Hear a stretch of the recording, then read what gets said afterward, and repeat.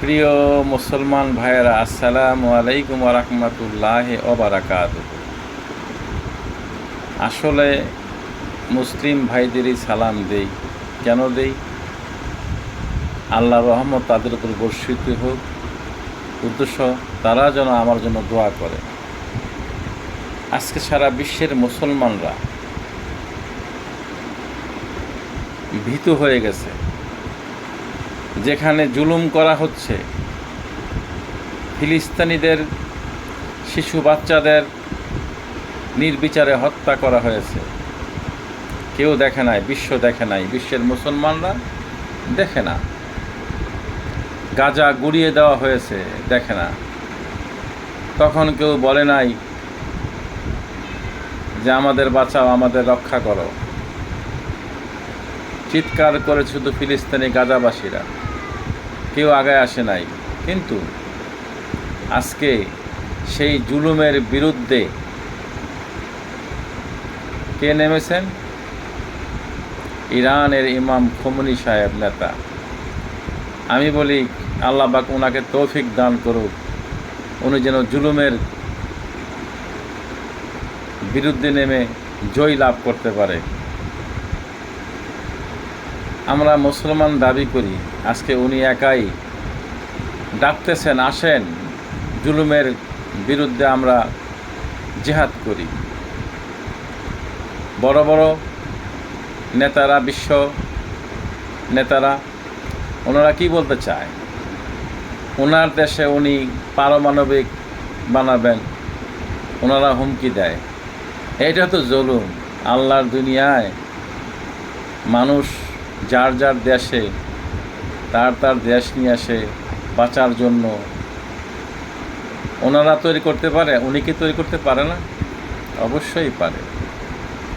আসুন আমরা সেই জুলুমের বিরুদ্ধে সকল দেশ ঝাঁপিয়ে পড়ি, তাহলে আমাদের মুসলমানদের ঐক্য হবে। আমি বলবো মুসলমান, খ্রিস্টান, বৌদ্ধ নয়, যে অপরাধ করবে, যে জুলুম করে, সে জালেমের বিরুদ্ধে সবাই রুখে দাঁড়ান। এটাই হবে আমাদের নীতি, আদর্শ। ওই কথাটা মনে পড়ে যায়। আজকে আমাদের মুসলমান ভাইয়েরা এক এক সময় এক এক বয়ান করে থাকেন। বয়ানটা কি? ইহুদি বাচ্চা বলে গালি দেই, আবার খ্রিস্টানের বাচ্চা বলে গালি দেই, হিন্দুদের গালি দেই। আমাদের কি মুহাম্মদ সাল্লাল্লাহু আলাইহি ওয়াসাল্লাম এই শিক্ষা শিক্ষিত করেছিলেন? আমরা তো কলমা পড়ি, আমানতু বিল্লাহি ওয়া মালাইকাতিহি ওয়া কুতুবিহি ওয়া রাসূলিহি ওয়াল ইয়াউমিল আখির ওয়াল কদরি খাইরি ওয়া শাররিহি মিনাল্লাহি তাআলা ওয়াল বাসি বাদাল মাউত। এই কলমার অর্থটা বুঝে বুঝে পড়তে হবে। আমরা কিন্তু সকল নবী রাসূলদের বিশ্বাস করি। কি বিশ্বাস করি? তারা আল্লাহর পক্ষ থেকে মনোনীত ব্যক্তি ছিলেন।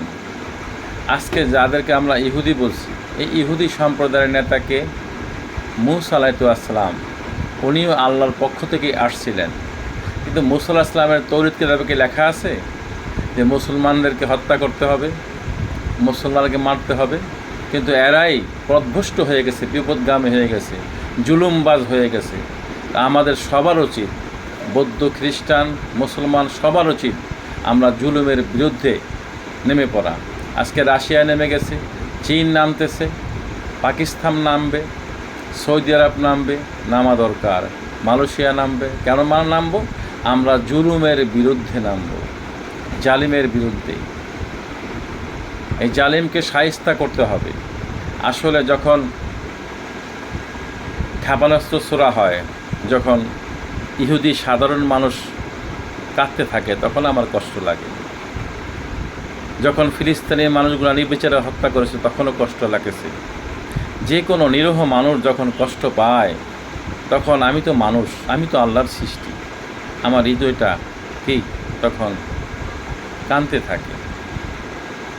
এই জন্য বলি, হিন্দু, মুসলিম, খ্রিস্টান, বৌদ্ধ নয়, যেখানে জালিম থাকবে, ওই জালিম বাদশার বিরুদ্ধে আমাদের রুখে দাঁড়াতে হবে। আমাদের যার যা কিছু আছে তা নিয়ে আমরা জালিমের বিরুদ্ধে রুখে দাঁড়াবো।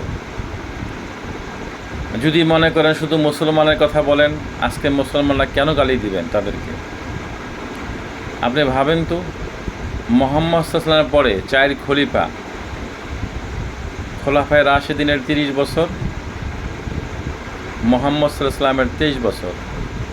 আমরা বলি এটা স্বর্ণযুগ, আসলে কি স্বর্ণযুগ? আমার দয়াল মুর্শিদ বলেছে এটা কলঙ্কের যুগ। কেন কলঙ্কের যুগ? এই 4 জন খলিফা কারা হত্যা করেছিল? ইহুদিরা, খ্রিস্টানরা? কারা হত্যা করেছিল? ওই মুসলমান ভাগ হয়ে গিয়া ওই মুহাম্মদের দল থেকে যারা লোভী, এই লোভী মানুষগুলো ভাগ হয়ে গিয়া ক্ষমতার জন্য, ক্ষমতার লোভে নির্বিচারে নবী পরিবারকে হত্যা করেছিল। এই কিছুদিনের ভালো থাকার জন্য। আজকে তারা ভালো থাকতে পেরেছে? বিশ্বাস করেন, আমরা যারা এরকম লোভী মানুষ, যারা পরের সম্পদ লোভ করেন, নিজের পাড়া প্রতিবেশীতে জুলুম করেন, সব জায়গায় জুলুমবাজ আছে। তো জুলুমের বিরুদ্ধে রুখে দাঁড়াতে হবে আমাদেরকে, তাহলে আল্লাহ আমাদের উপরে সাহায্য করবেন। আজকে ইরান একা লড়তেছে, অনেকে যোগ দিয়েছে। সারা বিশ্বের মুসলমানরা আসুন আমরা ইরানের পক্ষে থাকি। এই জন্য থাকবো যে উনি জুলুমের বিরুদ্ধে রুখে দাঁড়িয়েছে, আমরাও জুলুমের বিরুদ্ধে রুখে দাঁড়াবো, আল্লাহর সাহায্য কামনা করব। আসুন আমরা চেষ্টা করি সবাই মিলে, আল্লাহ যেন আমাদেরকে জুলুমের বিরুদ্ধে রুখে দাঁড়াবার তৌফিক দান করে। আমিন।